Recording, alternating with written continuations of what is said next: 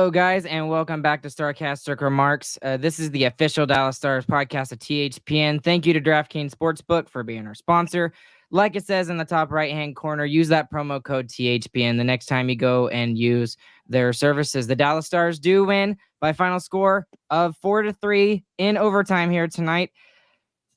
Not exactly the prettiest way you could hope for a win, but nonetheless, the Stars get the 2 points, and we would also like to welcome a very special guest here tonight. So without further ado, we have Mr. Gavin Spittle from 105.3 The Fan and also from the Spits and Suds podcast. And as always, James and Chris, they don't matter as much. But Gavin, thanks for coming on the show tonight. No, they certainly matter, man. They're good third and fourth liners right there.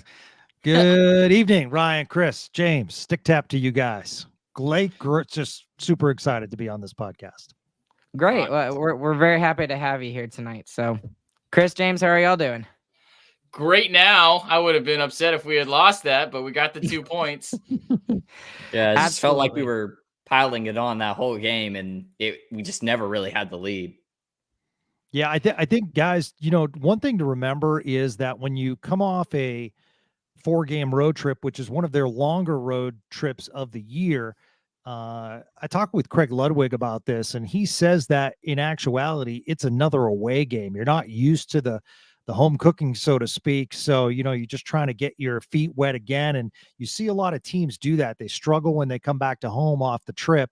And you're also playing an interesting Anaheim team, which I think in the next couple of years is going to be a factor, similar to what Detroit, has done. So, they have some pieces. It's not completely there, but they have some pieces. And, you look at the 3 goals that were given up. They were all based on turnovers or a bad goal by Ottinger. So not the greatest game, but the good teams find ways to get 2 points. Yeah. And that was the biggest thing for me too, is we found a way to overcome the mistakes that we had, because we had some rotten ones, but the team had 44 shots on goal.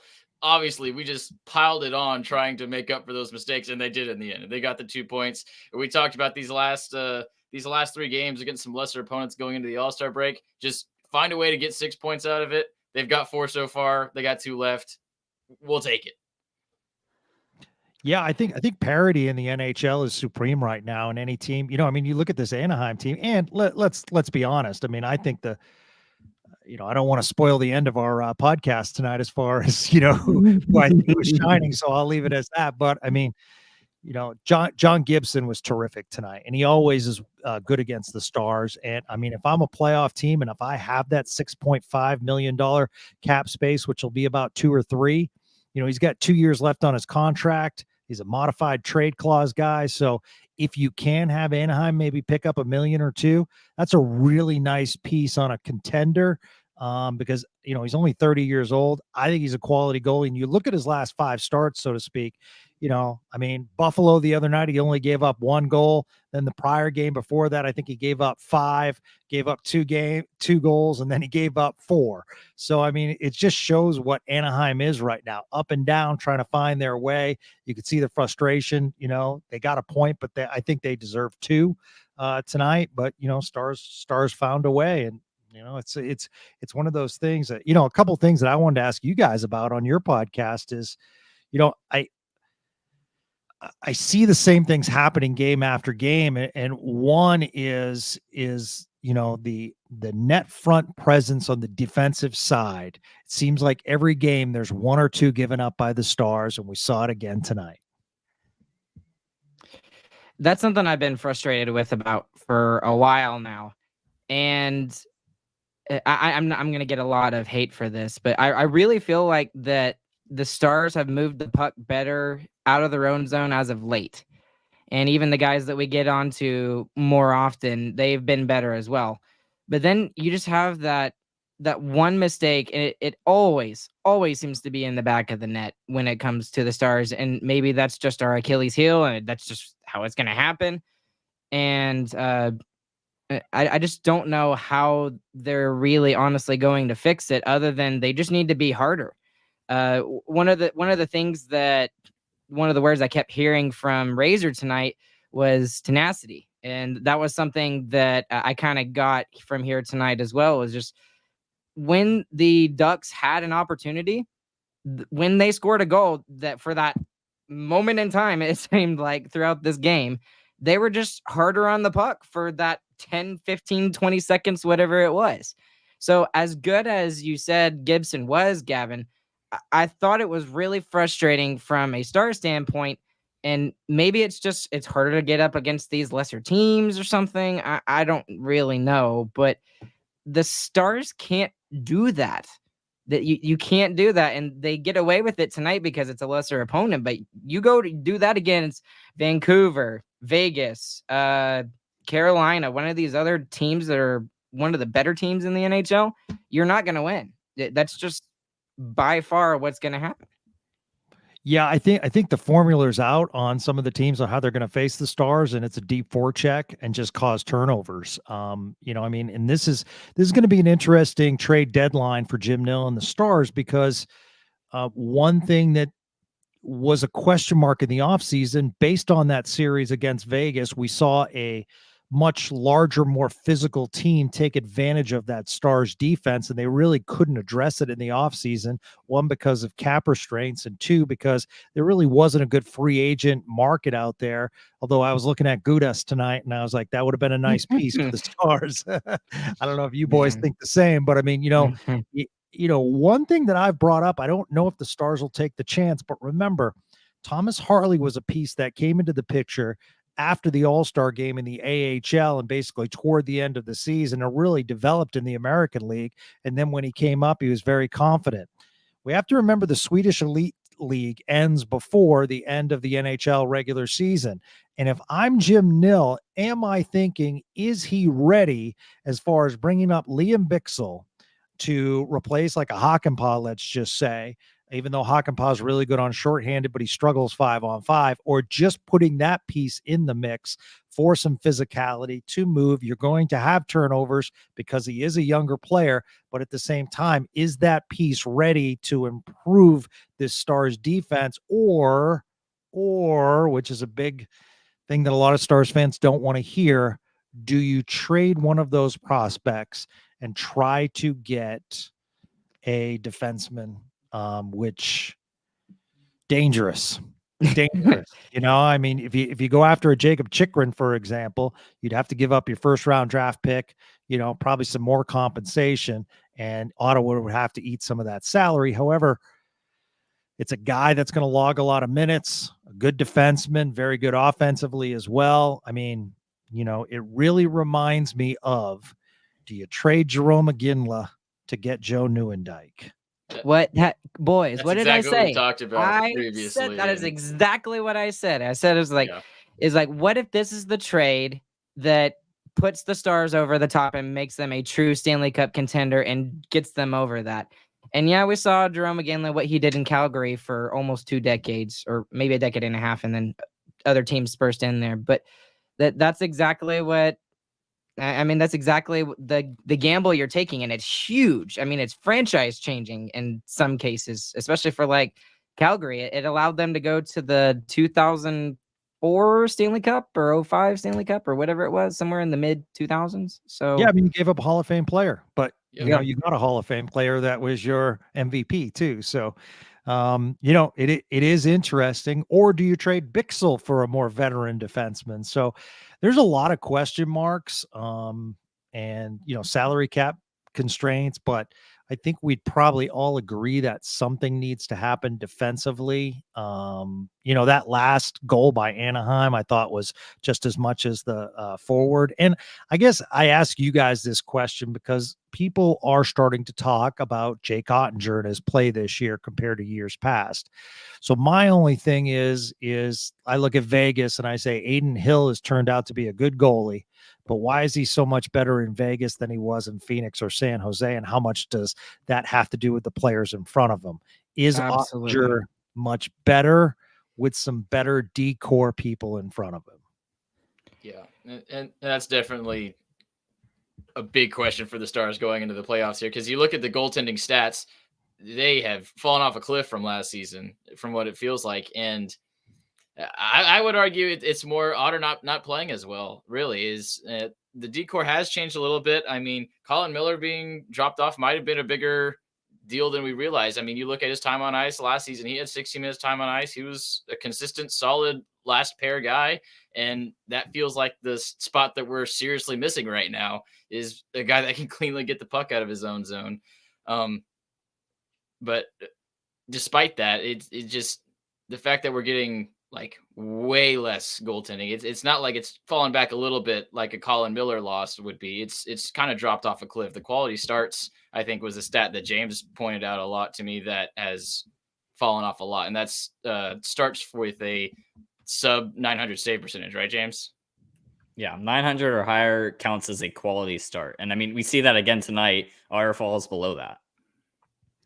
Yeah, I mean, I thought Anaheim had some high grade chances, and especially in that first period, the one that went off of Lundqvist, that he made that toe save, I thought was really nice. But at the same time, Gibson was clearly the better goalie of the two, and yeah, there are some certain question marks. That said, coming off an injury, I'd like to see how it plays out. It's fascinating, and it's really weird that he's going to be our all-star representative this year. It is so like the worst year he's had with us, and he's the all-star. I mean, I'm glad he's getting recognized, but weird time to do it. Yeah, I think we had a chance to talk to Jim Nill the other day, and one of the things Jim Nill was saying was that Ottinger needs to get back to old Jake Ottinger, and that will come with games. So I think they're hoping that he returns to his old self. I know there was an injury there, but at the same time, yeah, you need goaltending. The first one that went in, I still don't understand it, but it's tough because you look at the front end and it's so impressive, and then you look at the back end and you're defensively and goaltending, you're like, is this a team that can overtake Vegas? Is this an team that can overtake Edmonton or something like that? Heck, is this a team that can take down Colorado or Winnipeg, whoever finishes second in the division? So certainly, some question marks. Yep. But what I really love to see tonight, and let's just jump into this, because with Miro coming back into the lineup, we finally see that de-pairing of Miro and Harley seem to come to fruition tonight. And I don't know what it was against Harley, or maybe it was just Pete DeBoer was afraid of the pairing of Yanni and Essa, who they've actually been okay as of late. They've been a decent, solid pairing compared to when they were before. And maybe that's why they had Harley and Miro split up, because they believed, like most of us did, is like both of them should be able to handle their own pairing, because they're both puck moving guys, and pair one with Essa, pair one with Yanni, or whatever they were going to do. But we finally see it tonight, and it literally comes to fruition for the Stars, and it's the reason why they win the game tonight. Thomas Harley more so than Miro Heiskanen. Miro, he looked pretty good in his debut, had a couple of weird turnovers and stuff like that, but that's to be expected. I mean, there's nothing to substitute for game action. But Harley, for me, was one of the real difference makers tonight. He sets up Miro's goal that allows it to happen. He dangles through. It was a dangle magnet there. And then he goes in, and they just kind of let him walk in overtime, and he scores the game-winning goal for the Stars tonight. So having those two guys together was a real treat. And I know a lot of Stars fans in particular were kind of screaming and yelling for that. And I'm sure, Gavin, you've been talking about it. I've heard you on your pod talking about it. I've heard David Castillo talking about it. Yeah. For D Magazine. So it's just really nice to finally see it in a real game, even if it's Miro in his first game back. Yeah, it's a nice pairing. I mean, ultimately, I agree with you, Ryan. I'd like to see, them separated. I like them together a lot, but it would be good to, each of them to be with more of a stay-at-home defenseman. I think would be really cool, because then they can, flourish. Obviously good to have Miro back. And I personally would keep those two together. I did find it interesting. Wanted to get your guys' thoughts. I felt as though we had, 9-10 games of really good Nils Lundqvist with an occasional error. And tonight I just felt like he was trying to prevent from becoming a healthy scratch again. Yeah, 100%. I mean, it's like Miro Heiskanen is really his Achilles heel. Yes, like anytime yes. Miro's on the ice, Nils Lundqvist forgets how to play hockey. Doesn't really make a lot of sense because he's played so much better in that heightened role that he got, and he's got to play every night. You got to be in. And tonight, he goes back to his old mistakes too. I mean that shot on the shin pad sniper shot that led to the Otter collision. That's the exact mistakes that he was scratched for earlier on in the season. It's so weird that I guess it kind of makes sense. You got a young guy, he's trying to find consistency, but it's tough for him to try and find that on an NHL club. But if he's going to do it on any good NHL team, you feel like it's this decor. I mean, this is probably the lightest decor of any, what you would say, contender maybe. And it's been frustrating to me because I've been on the Nils Lundqvist train. Sure. And it's 10 games straight of him being good and solid. I mean, it wasn't like maybe some of those games he had bad turnovers and we could say like, he had kind of an off night, but like tonight he looked pretty much unusable. And the time on ice proves it. I mean, he had 14 minutes. That's less than he's had for weeks now.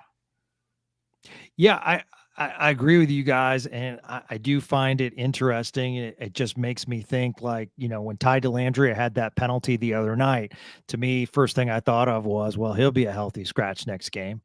And, after watching Lundqvist tonight, I'm like, that's interesting. Saturday afternoon matinee against Washington. Will we see Hanley back in? And I know it's tough for younger players to do that. And I'm one of those guys. I personally want to see Dellandrea in on a regular basis because I have a number 1 draft pick in Dellandrea and basically a number 1 draft pick in Nils Lundqvist, traded for a number 1 pick. I need to see what these guys are. And I just find as though, if you keep in and out of the lineup, that's awful tough.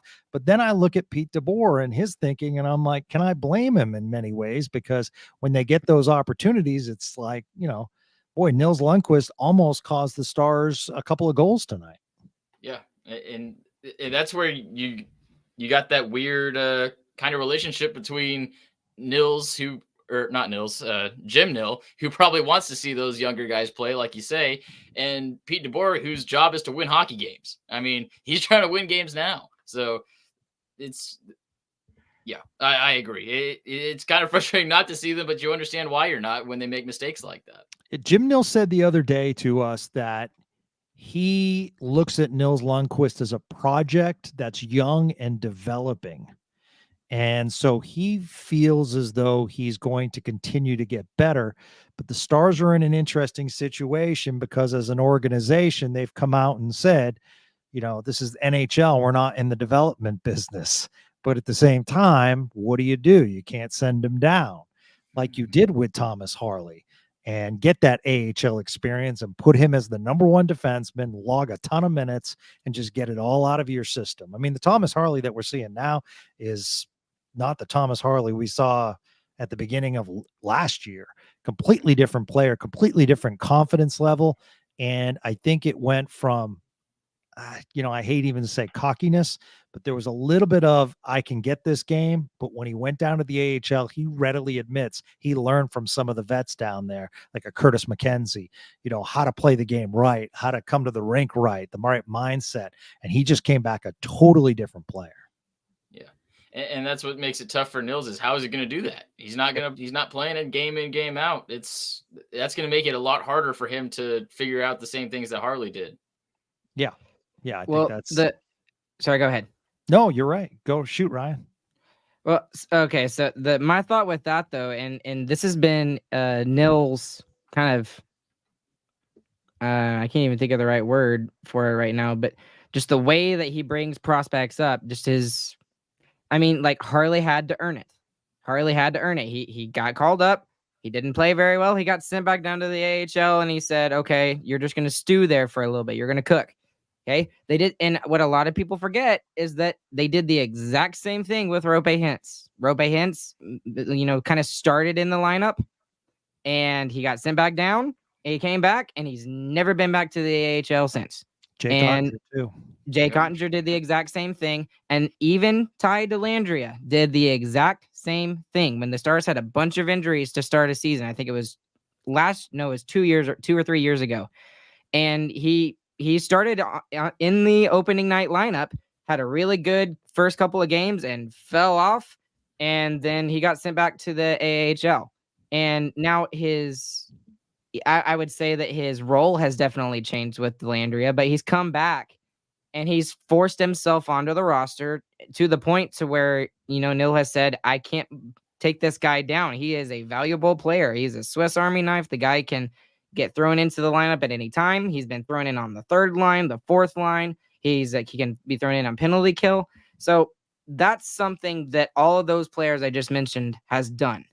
Nils Lundqvist has yet to do that yet. And unfortunately, maybe that's the problem, is that he cannot be sent down and he can't go down to the AHL and maybe play top line minutes with, I don't know, Gavin Bayreuther down there or whoever is the number one D man down there. So, this is the only way that maybe you can show Nils Lundqvist that you're not going to get the minutes. You prove to me right now over a duration of time that you deserve these minutes. And then you can stay in the lineup and be the regular number 6 or number 5 defenseman, whatever it is. So yeah, they're kind of in a pickle because I feel as though if they put him on waivers, which would be their only alternative, he'll get taken. Yeah, he'll get taken. Yeah. Whereas I think if they put Joel Hanley on waivers, I think there's a good chance that he clears.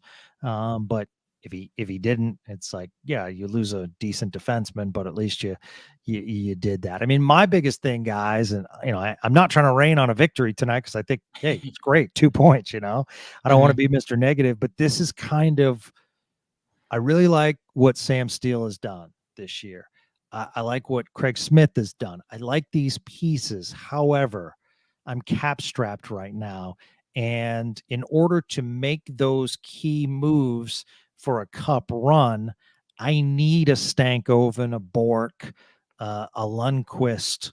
I need some of these younger guys to be successful. I understand what the Stars are doing as far as bringing vets in, but at some point you have to trust your system so that you have cap flexibility to go out and either sign someone in the offseason, make a trade, or, somehow, improve your team. We know there's forward depth there, but, defensively right now it's a certain question mark, but a win's a win. 2 points is 2 points. And, we'll take it. The funny thing is like, Razor pointed out in the broadcast, Anaheim's beaten Boston this year. Anaheim's beaten Colorado this year.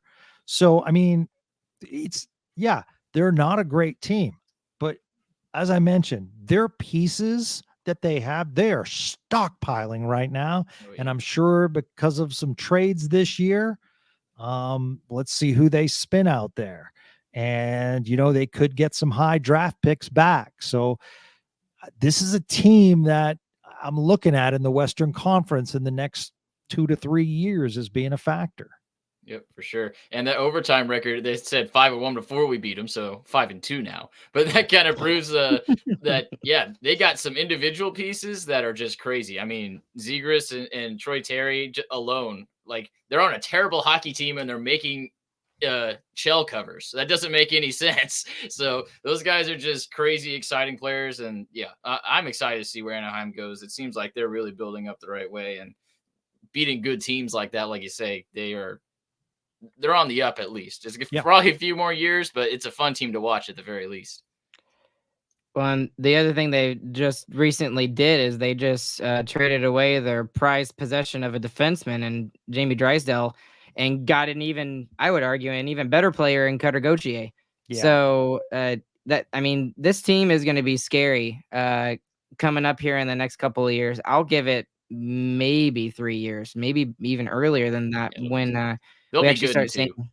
You think so? Maybe even earlier than that? Okay. I don't know if they make the playoffs. I won't say that, but. See, that's kind of what I was thinking. Like playoffs in like 3 years is kind of where I'm thinking for these Ducks, and they've got a lot of good defensive prospects too. I mean, hats off to them. So, but anyway, here tonight, I really think that without Gibson, the Ducks stand no chance against the Stars forecheck tonight. They did really well, and the frustrating thing for me, and coming from this game and even the game against Detroit, was the Stars just need to be able to lock things down, man. They're just not they're getting the wins. They're absolutely getting the wins. And you look at their record and they say, oh, they're a Stanley Cup contender. But when the four of us who have probably watched almost every single game, if not every single game, kind of look at this team and say, we're in like third gear right now. And this car has 6 gears. And we haven't even seen the 4th gear yet. So that's why I come to my own podcast tonight and be like, yay, we got the 2 points. They can't be losing this thing. But at the same time, it's like a positive thing and a negative thing at the same time. Like, you see that growth that's coming and the Stars' ability to still win games, even against the good teams as well. But they haven't hit that yet, and we're halfway through the season. Like, when are we going to see that? Because it's going to be too late if you try to do it in the playoffs. Yeah, I'll shout out one more Razorism tonight. He said that they rarely get beaten, but they can lose. And they lose to themselves is really what they do. And it's those turnovers by those defensemen that we've talked about where we need some more depth, and that trade deadline, or maybe the ace up your sleeve with Bixel. It'll be a fun end of the season. Yeah, boys, just looking at the schedule coming up, and one thing that we've talked about on Spits and Suds is quality wins. And I thought LA was a quality win, even though LA is not playing too well. Detroit, I think they could have played better, but that's a team that I think is going to be in the playoffs or knocking on the door, and they're a team that's on the come up. But you look at mid-February, Oilers, Bruins, Rangers, 3 games in a row. And I'm looking at those games and I'm saying, okay, where are we at? And that's the measuring stick. Those are the measuring sticks, because I've watched them against Colorado this year. I've watched them against Vegas, obviously. These games, and Winnipeg, I think, is a good matchup for the Stars. But I just look at the style difference and I'm like, Colorado, Vegas, hang in there, but you ultimately lose. In Colorado, a couple times you had multi-goal leads and you lose. So you're right. I mean, this Pete DeBoer system just doesn't seem like it can lock down when necessary. It might be in part because of personnel, or it might be the style situation where it's just go, go, go. And at some point, it's, we all got frustrated with the Rick Bonus system at times where you're just hanging on. But there's a reason that they did that. They were trying to shut down their own end. And I think the good teams can find that mix. I don't even know what else to say after that, Gavin. That was a really good way to mix everything up. It's just I sometimes I sound like a broken record, guys, and I hate saying that, but I mean, at the same time, like, I look at Vegas and I'm like, okay, they can beat you with goaltending, they can beat you with physicality, they can beat you with shutdown defense, and if they need to score goals and a healthy Jack Eichel's there or something, they can beat you on the power play and offensively. And then I look at the Stars team and I'm like, they can beat you offensively with their speed. And that's right now what they have. And those are my concerns. What happens when the rink, shrinks in the playoffs, and all of a sudden, the physicality is ramped up.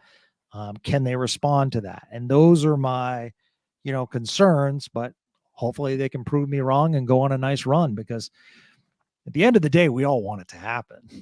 Mm-hmm. Yep. Just one more defenseman. That's it.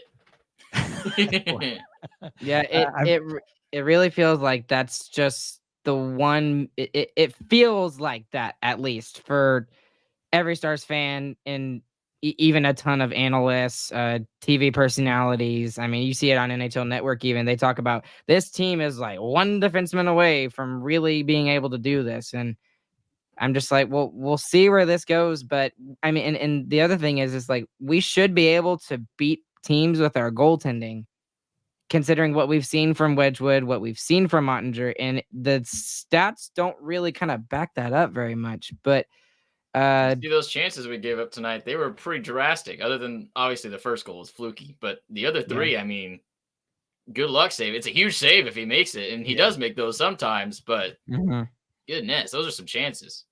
Yeah, it just feels like as of late, he doesn't make any of those. It feels like, which, like, yes, they're hard chances, and you're going to give up hard chances in a game. But you feel like if you get more high danger chances than the other team, you should probably win the game. and it almost didn't happen tonight. Yeah. The only thing I'll say that I feel better about compared to, let's say, a Kari Lehtinen in the past, which I think, Kari kind of gets a bad rap at times, but at the same time, I think a lot of Stars fans were frustrated, is, you look at Ottinger's track record. Let's start in Hockey East, where he was on a not so great Boston University team and did really well, and then get drafted and kind of moved his way through the Star system, kind of dominated the AHL when he felt comfortable in there, and then comes up and plays extremely well. So the track record as far as like a big time slump just isn't there. So that's what I'm hopeful for, that he hasn't really shown what he's showing right now.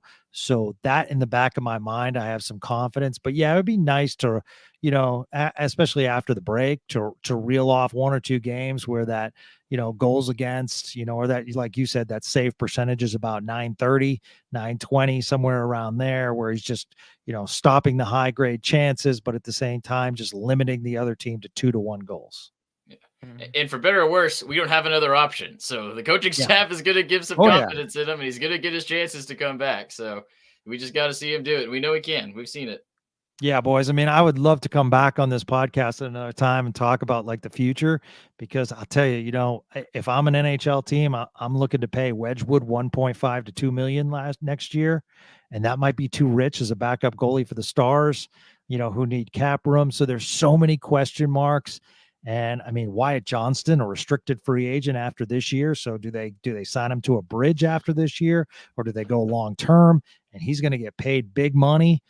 So there are a lot of interesting like cap issues that the Stars are going to run into, which, might mean a tough decision. Do I put in Maverick Bourque instead of Duchesne? Or if I sign Duchesne, does that mean I trade Maverick Bourque? So there's just so many fascinations. We'll save those questions for after we lift the cup. Yeah, totally. Exactly. That's a positive spin to put on that, Chris. I'm just trying to enjoy it right now, man. I was like, I love Duchesne, and he has made a huge impact on this team so far in his very short tenure as a Dallas Star. But let's wrap this up real quick with a biggest winner and a biggest loser, because we still got to go. Don't worry for some of those over in the chat. Y'all are worried. Well, is Gavin not going to release an episode tomorrow? No, he's going to release an episode. We're going to go help him with that here in a second. But guys, let's do our biggest loser here first. Chris, who you got as your biggest loser here tonight? I hate to do it. I'm still going to give it to Jake Ottinger. I mean, he's come back recently from an injury. I'll give him that. But man, that's one of the worst goals I've seen Otter give up since he's been here. I mean, that was really painful to see happen. And then again, another sub 900. It hurts. James, who have you got? I'm gonna give it to Hakanpää. I kind of want to give it to Lundqvist, but I feel like I give it to him more often than not. And Hakanpää, you kind of see his usefulness downgraded tonight by not having any penalty kills to play on. I mean, 16 minutes on the night. He had the one really bad turnover that led directly to a goal. And that's kind of where I'm sitting at with Hakanpää tonight. I didn't know a guy that big could be so weak on a stick. Absolutely. Gavin, who have you got tonight as your biggest loser? Boys, I just opened up the chat and I think it's me. And I apologize to the people that are watching. I don't mean to be negative. I just try to be a realist and bring these things up. So I apologize. You're right. They got 2 points. But I think Yanni Hakanpää is certainly a candidate, struggling on 5-on-5 as far as defensively. And I think that is worrisome. As far as that. So I agree with you. I would give Yanni Hakanpää. That was a tough goal to give up. I mean, kudos to Henrique. Went in hard, stole the puck. Great, pass to Terry. But at the same time, you just got to be stronger in your own end. And that's exactly who I was going to have for my biggest loser tonight. So not really much to add there. That goal was so tough. And considering we had been pretty much been controlling the play for the most part and had the puck most of the time, and then you give up a goal like that. I mean, just come on, man, you can't do that. All right. Who have you got for your biggest winner? There's actually several you could choose from here tonight. Chris, who do you got for your biggest winner? Thomas Harley. The dude is a rookie. He is going crazy right now. He's taking a step when Miro went out, and it looks like obviously he could play there the same way. I agree with you and Gav that having them split up would be better for the blue line as a whole. But when you're down, being able to stick those two guys together and to attack the net with both of those defensemen, I mean, that game tying goal was literally both of them. Both, it was the primary assist from Harley, kind of with a little deflection there, but we don't talk about that. And then a great shot by Miro. So it's so fun seeing those guys in the offensive zone. It's crazy. James, who have you got this evening? Yeah, I'm giving mine to Harley too. He played almost like 17, 18 minutes with Miro tonight. And I really felt like Miro kind of needed it tonight. He covered for him a lot. Especially the one that I'm thinking of was the Troy Terry breakaway that Miro gave up. And Harley came back hard on that second dude and got his stick. And that was probably the best play of the night, in my opinion. Gavin, who have you got tonight for your biggest winner? God, I feel bad. I'm going to do 3. Go for it. Is that bad? I'm so sorry. Hey, 3 for 3 points, right? Yeah, there you go. Thomas Harley. I agree with you guys. Looks terrific. Very exciting. Great draft pick. Just looks good. Speed down the end. Nice shot, and playing much better defensively. So that's one. I'd be remiss, because I try to be objective. I thought John Gibson was excellent tonight. And I think that if you were doing a 3 stars of the game, he would certainly be one of them. The third one is I appreciate everyone that goes to that barn. Stars fans are I'm seeing more activity from Stars fans than I've seen in the past as far as like their reaction, their passion. And I appreciate it, because if Stars fans say I'm negative or if they say I'm positive, the fact is they're reacting. And they've caused a growth in this podcast and growth in my podcast and just growth in general. And I that's why I just wanted to, give them a big stick tap because, it just wasn't like that for a long time and it's back and that's exciting. Yeah. And a comment to that real quick is Chris and James don't remember those days, Gavin, but the days of the bankruptcy era, man, I wasn't even all that old during that era, but that's when I was really, really getting into it. And I knew all the stupid stats about Brendan Morrow and Mike Ribeiro and all this stuff. And man, it was so hard to be a fan of that team at that point in time, just because they were pretty decent. They were a mid-pack team, did not spend to the cap at all. And there were just some nights where I'd just be like, what are we doing here, man? Come on. So yeah, those were rough times. Oh man, I don't want to go back to that. And thanks to Jim Nill, it doesn't seem like we're going to be there for a very long time with the people we have, the prospects we have, and moving forward. I definitely want to say, Jim Nill, one of the things that he mentioned the other day was he's not just building for this cup run, he's building for the future. And when you look at what's going on in Texas and, what they have coming, he's setting it up for the future. And that's a beautiful thing.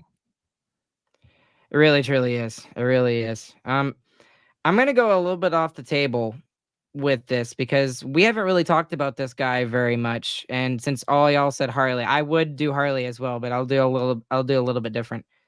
I'm going to give mine to Jason Robertson. This guy very quietly has been putting together a very productive season. Is he the superstar? Is he having a superstar season like he was last year? No. But he's still leading this team in points by 7 over the next closest person. And that's, a lot of people are not really talking about him. They're not really complaining about him, but you got to give him praise. I mean, he has played excellent as of late. And in the game tonight, in the last couple of games, he's shooting the puck more, which we've been yelling at him to do, to try to get him to do. So I'll just give it to him just because he hasn't gotten very much love this season, and I just want to see him get a little bit with my biggest winner. I think it would shock a lot of people to see that he is top on points for this team still. I mean, seeing how active Duchesne is. You see him all over the ice, but Robertson, like you said, quietly, he's just consistent with those points. And the last 3 games especially, I mean, his shots on goal have skyrocketed The Islanders game, he had 7. Detroit, he had 5, and he had 6 tonight. Jeez. Love it. Yeah, I mean, I think Wyatt Johnston's really helping that line as far as creating some space. And, we're talking about a center on the wing that can really pass the puck. So, it's interesting to watch because you have Duchesne on the other line doing that as well. And you have 2 premium passers. I think that's really helping. And, I agree. The urgency of Jason Robertson to shoot more. And I'm also seeing him move closer to the net. He was doing a lot of his shooting. I felt as though they weren't like high scoring chances. So I feel as though his confidence is back. And it's great to see him on top of the points league because that's where you want one of your premium players along with Hintz. So it's good to see that, it's fascinating that you take what many surveyed said was the best line in the NHL last year. You broke it up and now you still have what many would say is the best line in the NHL. And that means you have depth, which gets me excited about this Stars team. Mm-hmm. And I got so much crap last year for saying that the Robe Hintz line was one of the best in the NHL. You fought the good fight, Ryan. Yes, I did. And I had to defend myself off from some Colorado fans who said they have an argument there. I mean, they really do with McKinnon, Rantanen. No, they don't. They're wrong. Okay, guys. Well, we're gonna wrap it up here tonight. We appreciate y'all listening live. We had a bunch of people here tonight, and Gavin, thanks again for doing this with us. I would say we'll see you later, but we'll see you here in just a second when we go and do your pod here in a moment. Yeah, absolutely. And that'll be released later tonight. So really excited to have you guys on. Stick Tap boys, keep up the good work, man. And great seeing everyone in the chat and just, great talking, man. It's like I said, it's awesome that we can have these conversations. Awesome that it got 2 points tonight. It's just a lot to talk about, and that's not a bad thing. Hockey coverage in DFW is growing.